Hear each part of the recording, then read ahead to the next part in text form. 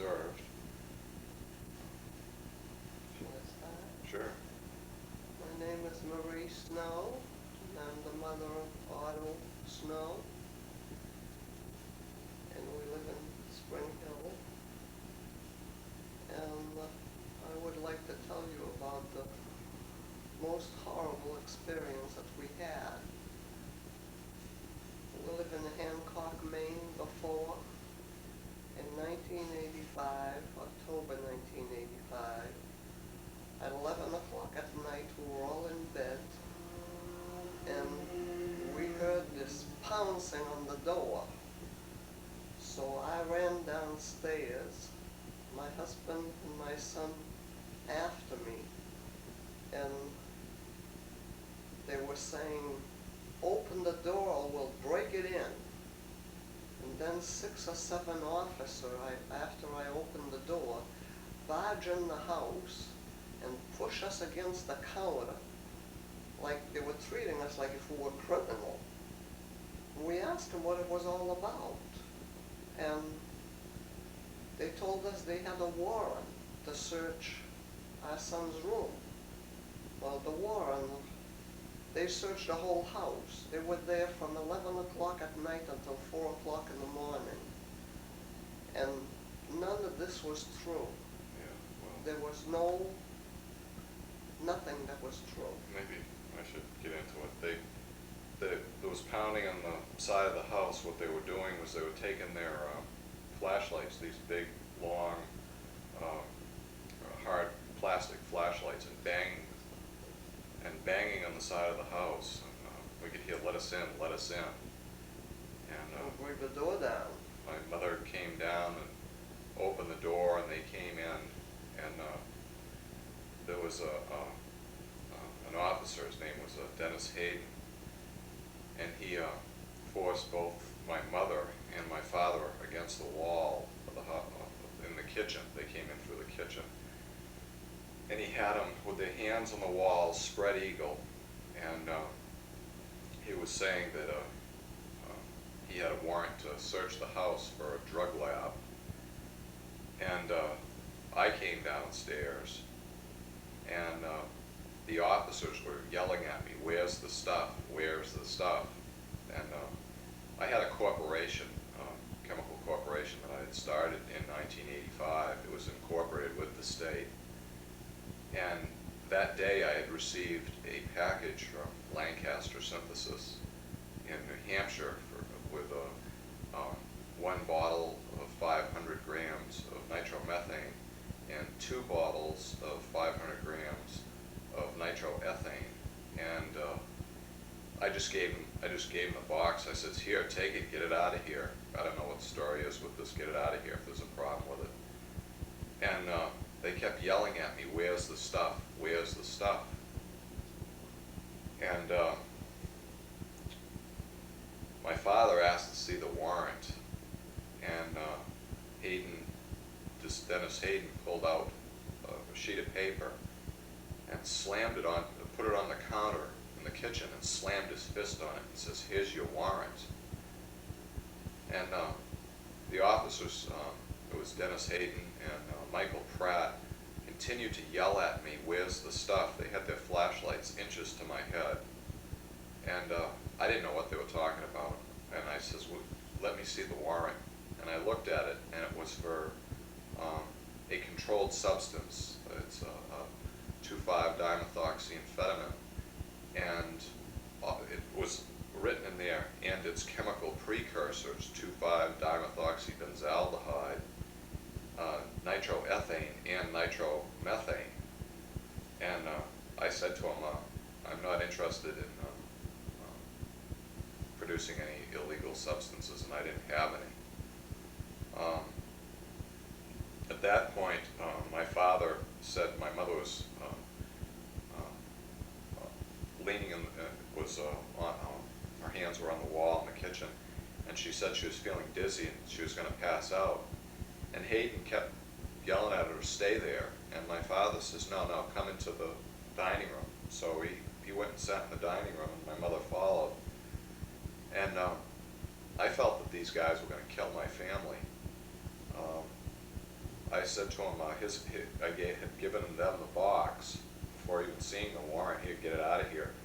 Then they wanted to see the dimethoxybenzaldehyde, because I had 10 100-gram bottles of this that were all sealed. There was no laboratory. And I said, I'll get it for you. And I went upstairs, and Trooper Appleton followed me, and the slew of officers. And Dr. James Young was also present. He witnessed this.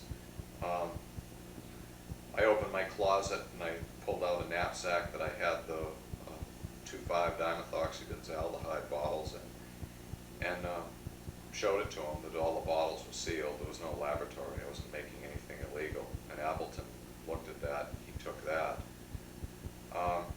At that point, well, it's going to take a little bit to get it out. I don't want to keep going over this thing for years and years. Hayden, Dennis Hayden and this Michael Pratt began yelling at me, "Where's the stuff? Where's the money?" Holding their flashlights next to my head and yelling in my ears. And I didn't know what they're talking about. There was no money, there was no stuff or controlled substances. And then Dennis Hayden says, "Well, why don't we go downstairs? I'll take you downstairs." And he says to me, "Do you want to sleep here tonight?" And I says, "Yeah." And he says, "Well, if you're cooperative, you can sleep here tonight." And I says, "Well, I am being cooperative. There's nothing here." And he says, "Well, let's go out into the car, outside into his car." And we go out into his car, and I'm sitting there in his car, and he reads me my Miranda. And before this, he was saying to me, "If you're not cooperative, you're going to spend the night in jail. And if you are cooperative, you'll get to sleep at home." And so I waived my Miranda rights. He had his flashlight next to my head. His eyes were glaring out like he's a madman.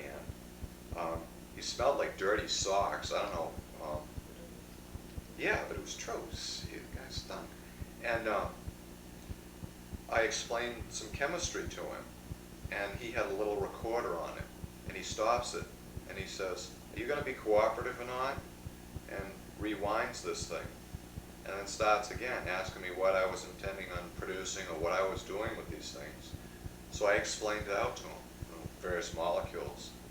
And he stops it again. He says, "Do you want to stay here tonight?"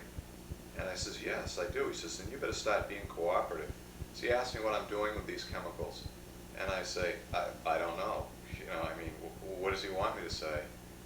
And then I mentioned to him, he said, "Did you know that when dimethoxybenzaldehyde and nitroethane are mixed, they produce DMA and only DMA, which is a controlled substance?"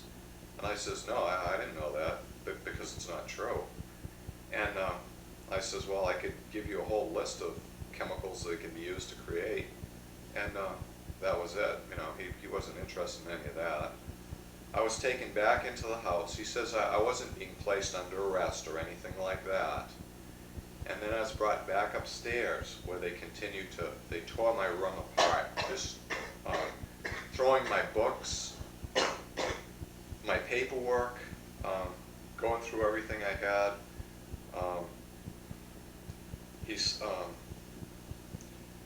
They put the flashlights next to my head and kept repeatedly yelling into my ears, "Where's the stuff? Where's the money? Where's the stuff?" over and over. We're not going to be making it quick. I'm sick of keeping this thing silent. I want to get it over with. And he says, I'm just going to forget it. No, Fuck it. but... Sick of it. Fuck No, it. it isn't that, Otto, but let's not stretch it. That's what I mean. Well, that's what they did with my fucking life, is stretch it. And I want to get it on tape. I'm sick of keeping quiet about it. Okay, let's finish it.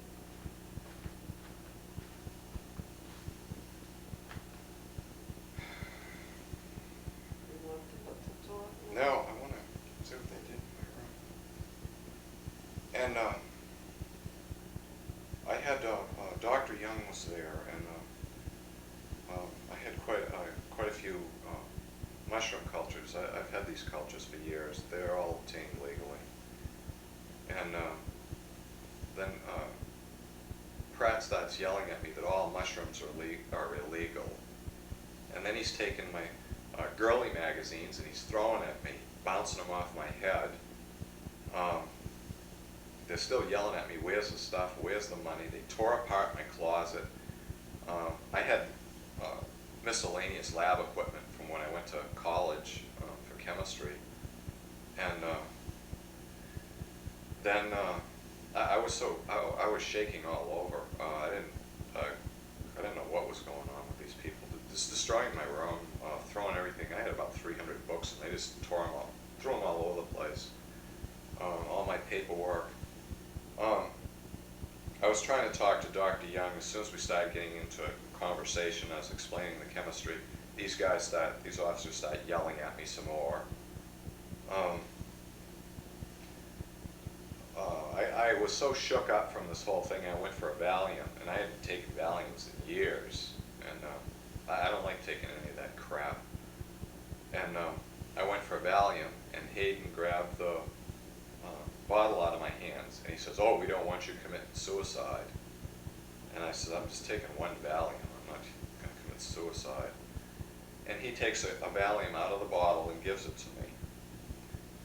And Dr. Young said to bring me downstairs, and at that point, as Hayden escorted me downstairs, I was sitting with my mother and my father in the dining room, and there was an officer there, and he was telling us about how he was told that each bottle of these chemicals were worth something like, what was he saying, $100,000 a piece or something? Yeah.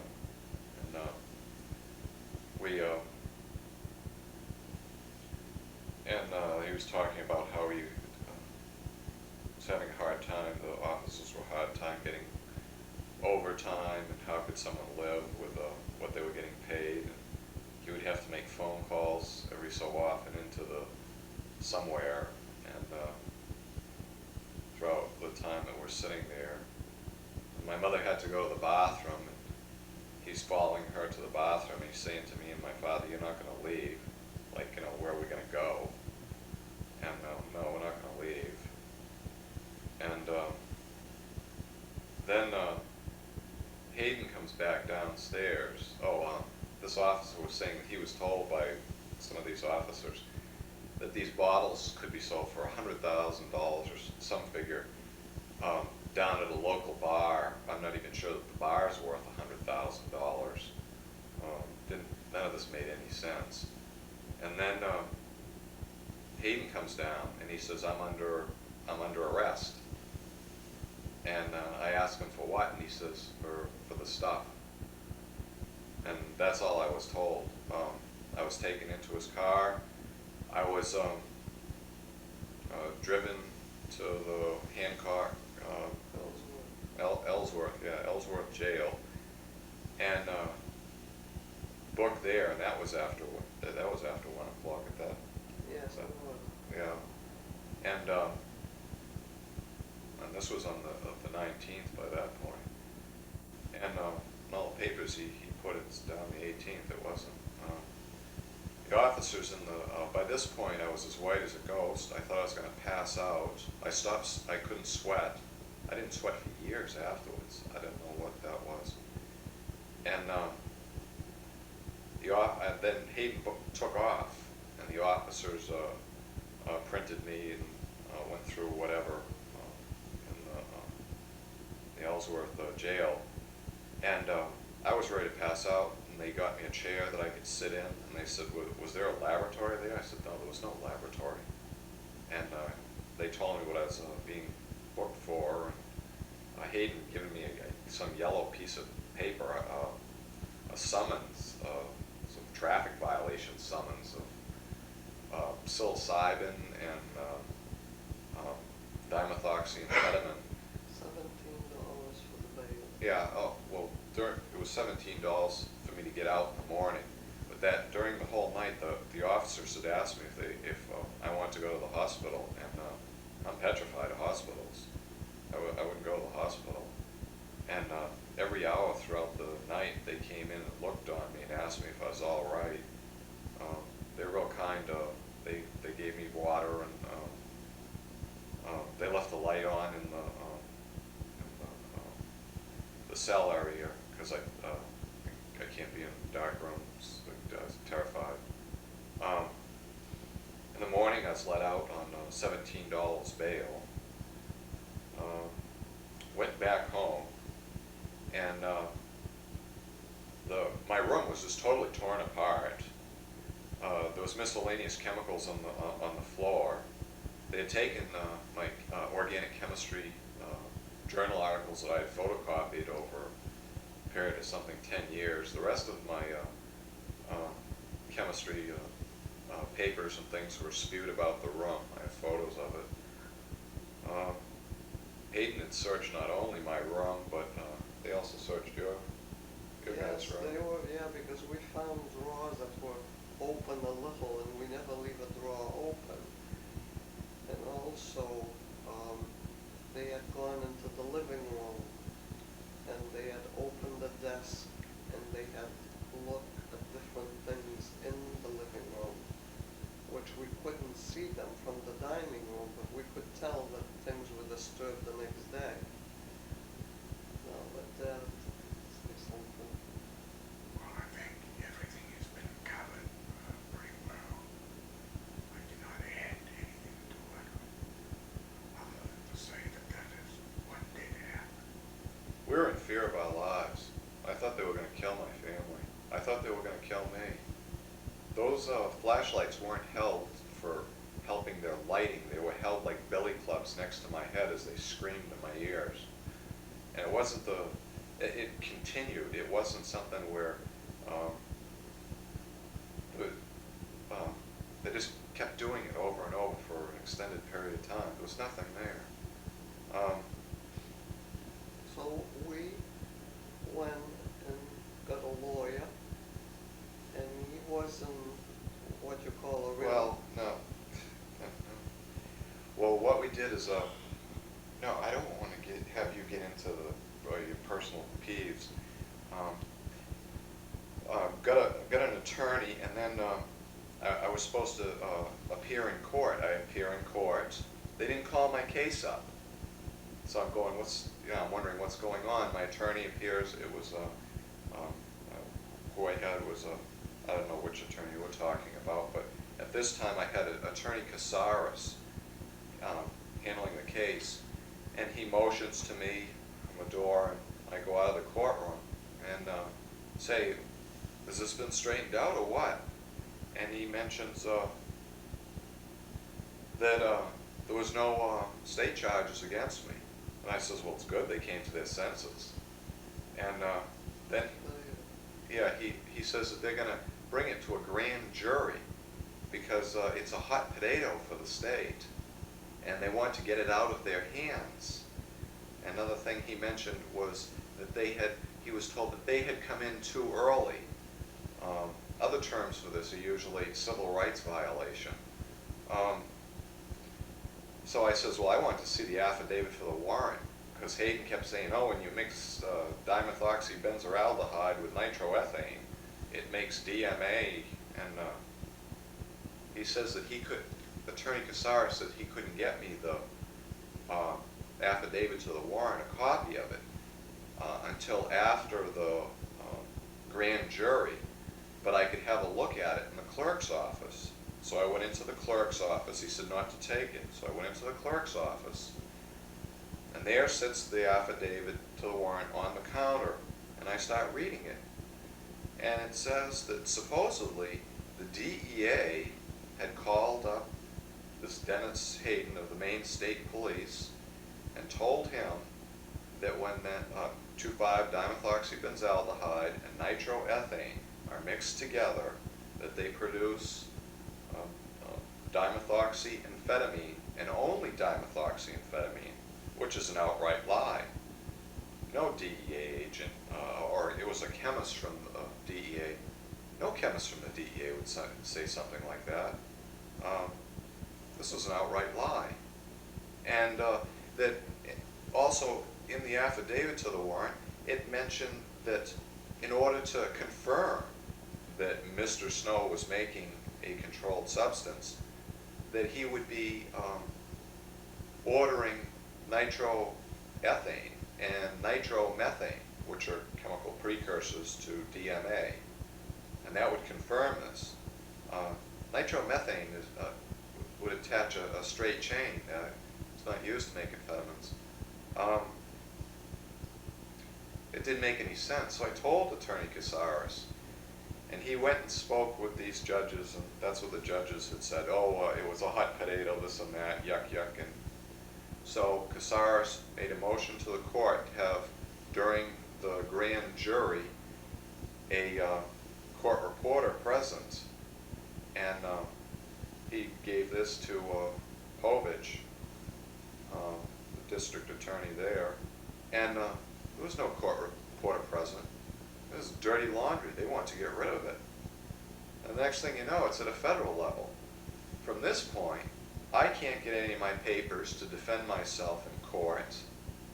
They took everything out. Yeah, they took all my papers. Meanwhile, this thing drags on for a year, and all sorts of motions. All these motions denied. We wanted a bill of particulars. We wanted to know exactly how I was going to intend on making this controlled substance. And the judge was saying, oh, he went along with the U.S. AG, Assistant AG Nicholas Guest, that we don't have to have a bill of particulars. I mean, it's like guilty before proven innocent. Terrible. I had no rights whatsoever. After go, and I kept saying this. I'll just shut her off until we.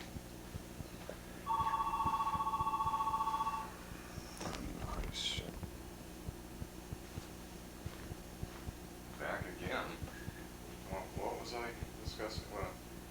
Well, anyways, it was going to go to a grand jury, and after I came out of the courtroom in Hancock, in Ellsworth, I was so upset with this thing. I developed a migraine headache. I still have this headache. I still feel pain right in here. It got so severe that I began shaking all over, and the blood began pouring out of my nostrils. I was afraid that it wasn't going to stop. I was treated like garbage in the area at that time. I mean, the paper, it was all over the paper. It was in the paper that, the paper's just full of garbage. It says, I was intending on making MDA, and I ordered these two chemicals, and they used to make MDA, and $600, it worked out to $600,000. $600 a gram or something ridiculous. And I just had to leave the area, so I went into Portland and stayed with a friend down there. And I was getting such terrible headaches, nightmares, insomnia. I was constantly in fear. I knew I had no rights whatsoever. If they can come busting into someone's house on a warrant that's a lie, then they can do anything. I was petrified. I was brought into the hospital in Portland, and I was examined, and they wanted to give me a medication for my migraines, but I didn't want to take that because it would. I wanted to keep my faculties, and they wrote down that I was, about, cause from the arrest, and I had to go back a second time because I was losing it, so I couldn't sleep at all. They gave me sleeping pills. All the drugs that I had fought against for years, and saying nutrition, we should do research on neurochemicals. Now, because of this, I'm having to take all these drugs.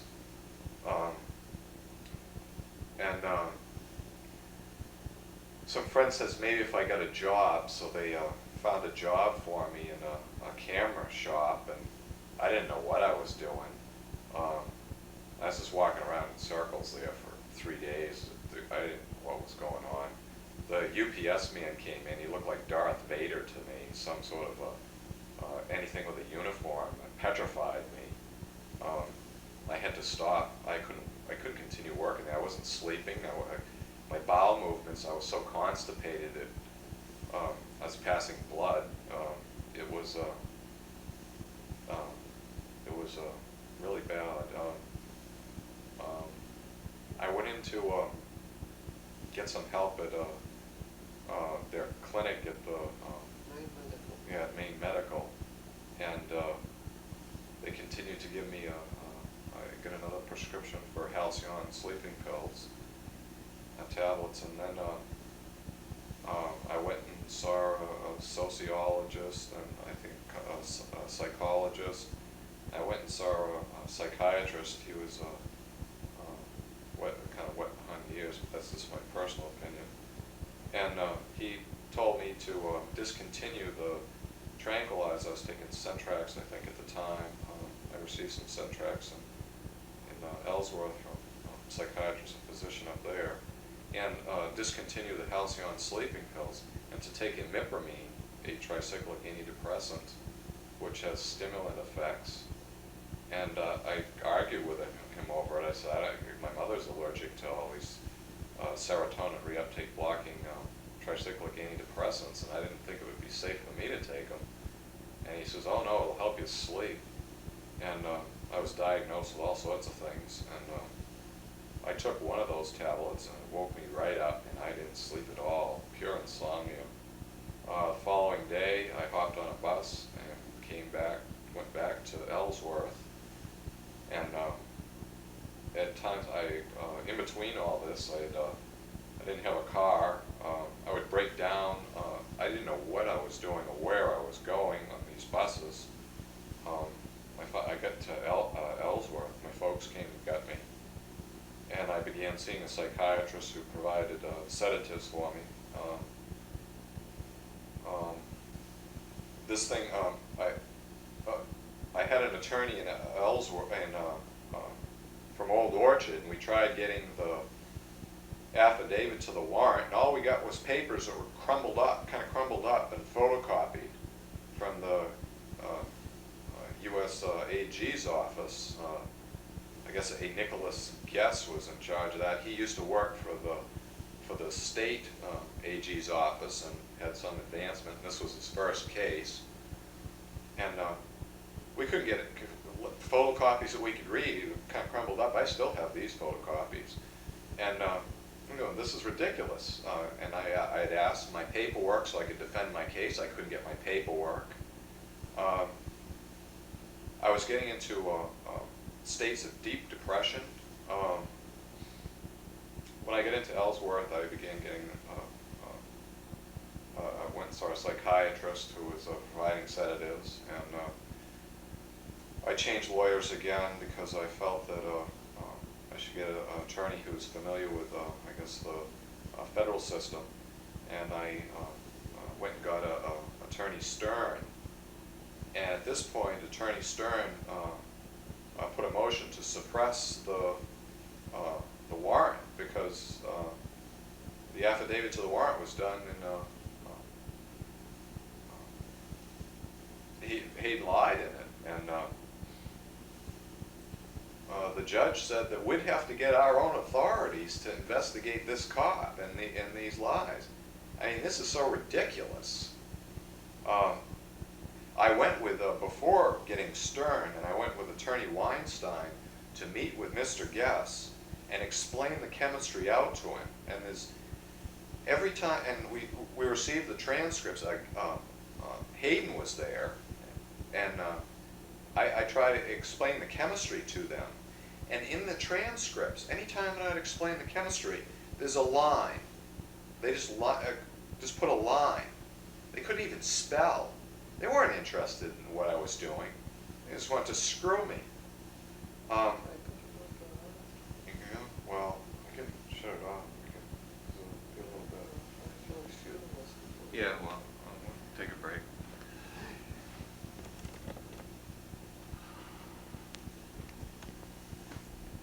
Well, are you going to keep on talking or what? Yeah, a little bit. My mother was was even mentioned, I bounce around a lot. Well, you know, I'm always pressured, you know, it's always working on this thing and pressured. I have to go back to where Neil Weinstein, Attorney Weinstein, and myself were met with guests, and this Dennis Hayden was present. And Attorney Weinstein asked, we couldn't even make out who had signed this warrant, who had allowed this warrant. And he asked Hayden, who signed this warrant? And he says, something, Courtland Perry. But at first he says, no, what he had said was, the blind justice, the blind judge, yeah, that was it. The blind judge had signed the warrant. And Attorney Weinstein asked, what do you mean by that? And he says, he'll sign anything. And both of us were appalled. You know, what's going on? This guy's Hayden's a liar, and he has to go to Augusta to get some judge. We didn't know what, I didn't comprehend what he meant by this. I thought, you know, is this judge actually blind?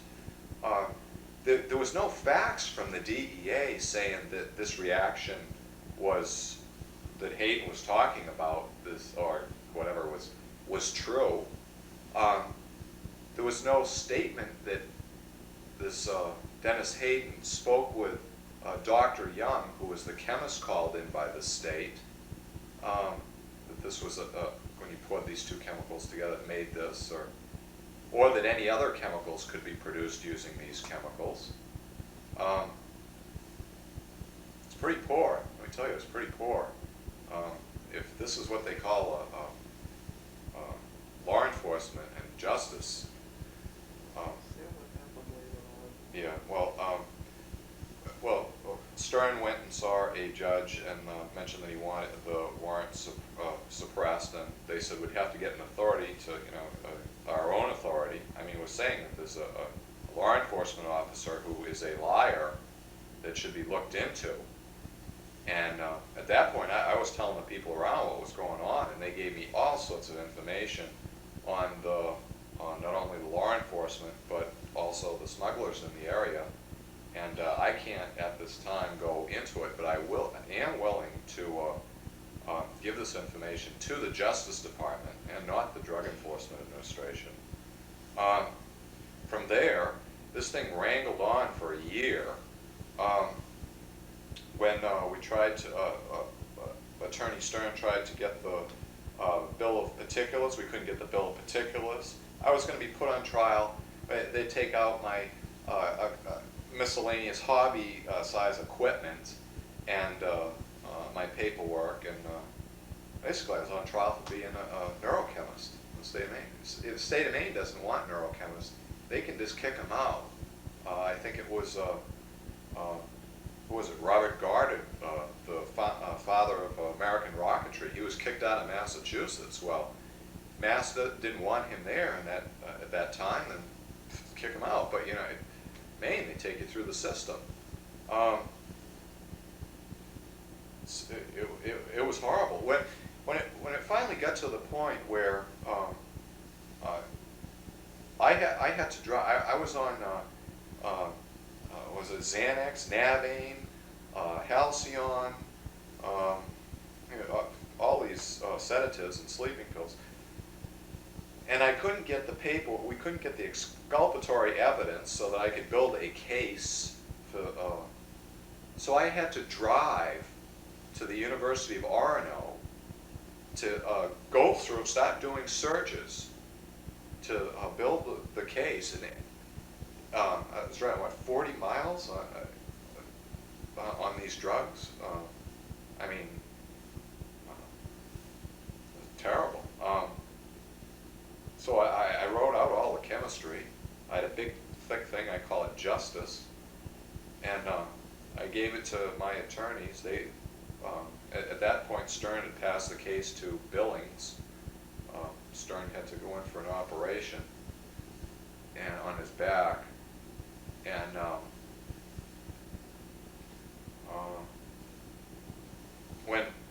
then they said that they, I could do a plea bargain using the Alford plea, not admitting guilt. And I couldn't get a fair trial. Simultaneously, when I signed this paper, the FBI and the state were investigating these Dennis Hayden and Michael Pratt and another officer for, coercing witnesses to lie in court, committing perjury, lying to get warrants. No one told me anything about any of this. This is what I had said right from the beginning, that they were, this guy was a liar, and they threatened us and intimidated us, and they were fired. After I signed that thing, and my case wasn't processed. I mean, it's supposed to be some big drug lab, I don't know, kingpin or something, and then the case isn't processed. These guys get fired. I'm screaming for justice, and everyone's trying to shut me up. I developed severe post-traumatic stress disorder. I'm suffering with it today. I went through a Freedom of Information Act to get information on the FBI investigation, which was denied because it would be a violation of their privacy. And to me, that's kind of, that's why I'm sending this tape out, because I'd like to see that FBI investigation. I wasn't given that, and I was the one who was screaming out these guys were liars. I applied afterwards. I was told I should apply for SSI, and I didn't know what was going on. I'm having nightmares, gastrointestinal problems by this point, no sex drive, constipation, migraine headache, and this was during when they were being investigated. They had fired one officer. There was another one. This Hayden was still on the loose, and I was told by the probation officer that if any of these officers approached me at all, to immediately call him if they contacted us by phone or anything. We were petrified. We'd just been taken through the ringer, and I called the Social Security and I says, just cancel my application. And now they're telling me that they had denied me. They didn't even get my medical paperwork. It's swept under the rug. And then, that was in '87 when you didn't know you had post-trauma. No one told me I had post-trauma. But I saw it in one of the papers, and I asked the psychiatrist, what is this post-trauma? And he says, oh, your nightmares. And simultaneously, I was having nightmares of the police. I was getting flashbacks from, it just triggered the flashbacks from what had happened with my parents in New Hampshire. And I was just bouncing all over the place. I didn't know all these problems that I was getting were the post-trauma. No one told me. You thought you was going insane. Yeah, I thought I was losing my mind until Vietnam War veterans told me it sounded like post-trauma, and that's when I started looking into it and trying to ask for help. My father, afterwards, during all this time, the pressure was so severe on him that he had to, he started smoking cigarettes and developed cancer again, and 3/4 of his vocal cord were removed. I passed out in the hospital. He died in the intensive care, and the doctor brought him back to life. Show him your scar, Dad. You can't. There's no scars, as you could see. Yeah. Just the scars from his voice, because he can't talk very loud now. His normal voice is gone. Since '85, I have suffered with this post-traumatic stress disorder. I'm still taking tranquilizers, still have sleeping problems, and gastrointestinal, whatever, a whole ball of wax, and I've received 6 months of psychotherapy, and it's allowed me the strength to be able to even do this tape, because even when I started going over this thing, it was overwhelming. It seems to me that if the United States of America, the government, wants to see scientists and wants to have technology, then they should assist people with it instead of allowing, like, Nick Guest to use it for his political career, and the court systems to conceal that these officers were dishonest. And I'm not saying all officers are dishonest, because that isn't true.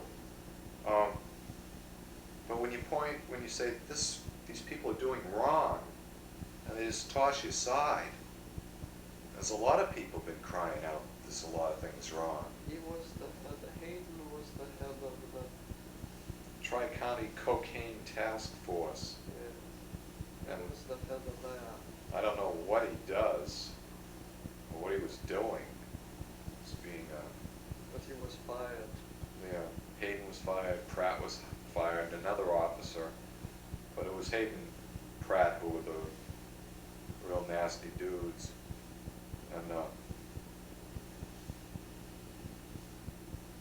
finally, they offered him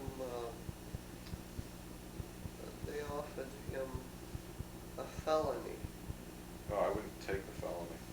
and then they offer him a misdemeanor, and then finally they decide that they would. What did they do with the case? They just didn't process it, and sealed Didn't it. process it and sealed it. But I'm left with, wow, my head is killing it. I had a terrible migraine even trying to build up to do this tape. I get pretty feisty over the whole thing. I can't concentrate. It's very hard for us to, isn't it, That is very true. to live with it. I didn't Very have, hard. I didn't have all these problems before that happened, and it started at that point, the severity of these things.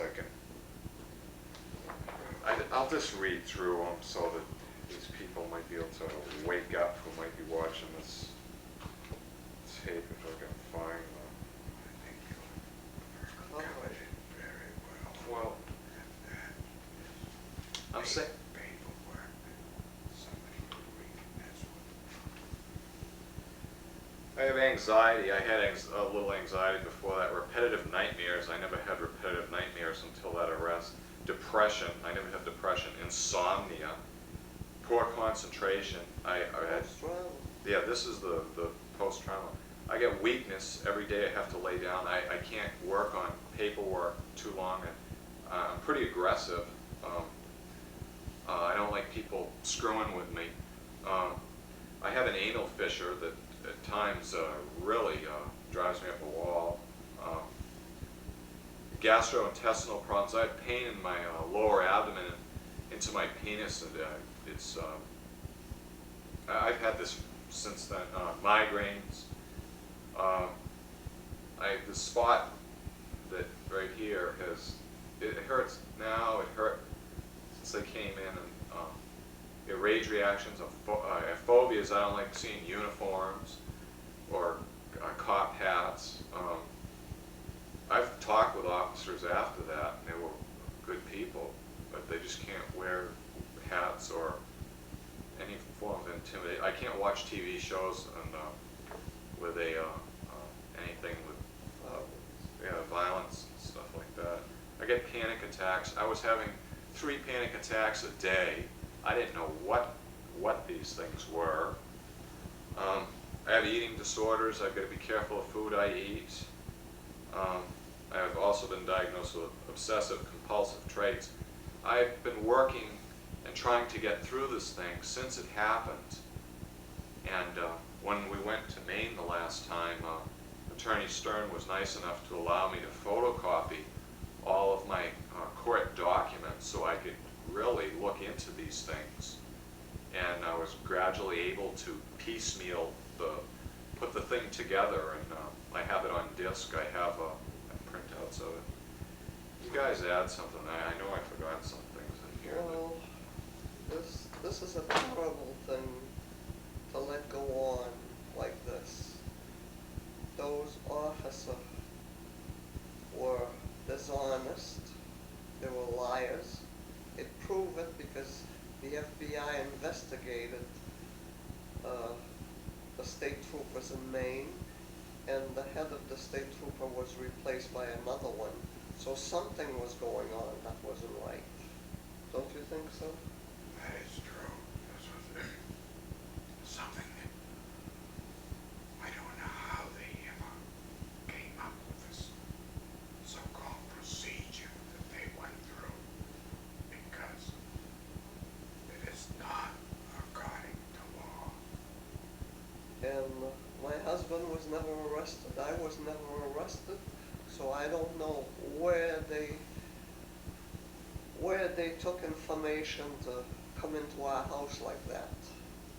My son went to a lawyer, and he had all the papers that he needed, and all what they were liars.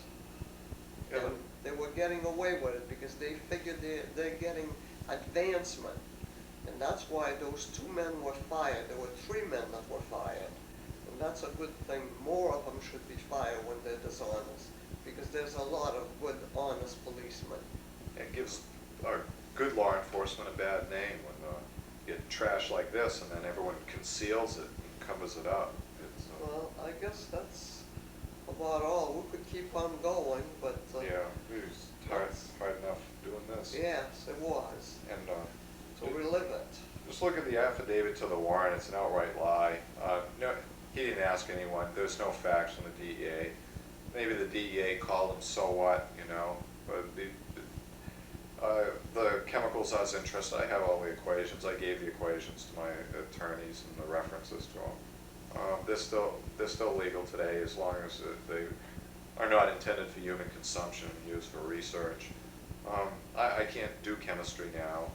I couldn't get near a test tube. I get this constant going through my mind. Got to be justice here somewhere.